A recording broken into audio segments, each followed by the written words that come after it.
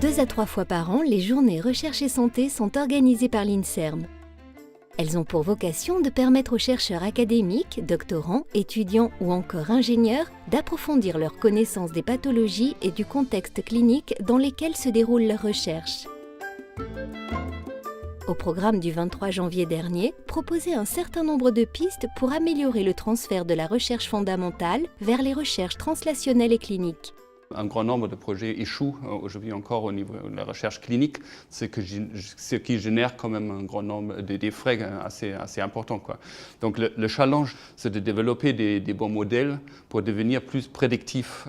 On veut concevoir cette journée un peu comme une boîte à outils pour permettre aux chercheurs académiques de voir comment ils peuvent, à partir de leurs connaissances, de leurs modèles expérimentaux, créer un lien avec le monde industriel ou peut-être mettre en place leur propre entreprise.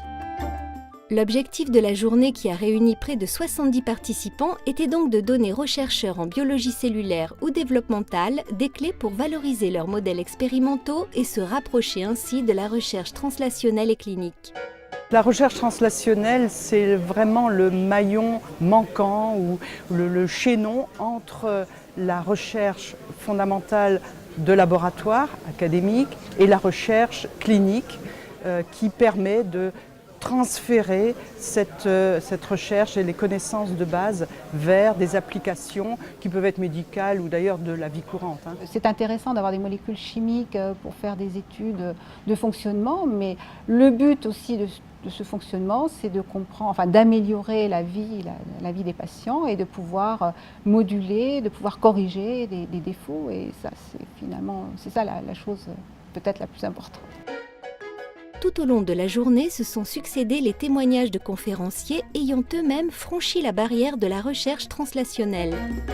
On a vu quelques exemples aujourd'hui, notamment avec les LabEx qui s'intéressent aux médicaments. Ces organisations mettent ensemble des chercheurs académiques avec des personnes impliquées dans des aspects plus cliniques ou de la valorisation et des entreprises de biotech ou des plus grosses pharma.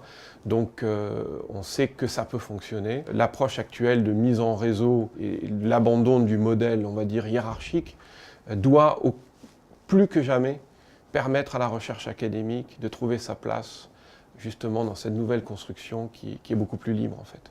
Ce qui est effectivement de plus en plus important, c'est l'interaction qu'il doit y avoir entre les différentes personnes qui viennent d'univers parfois très très différents. Et pendant très longtemps, je pense que ces personnes étaient isolées, il n'y avait pas suffisamment de contacts.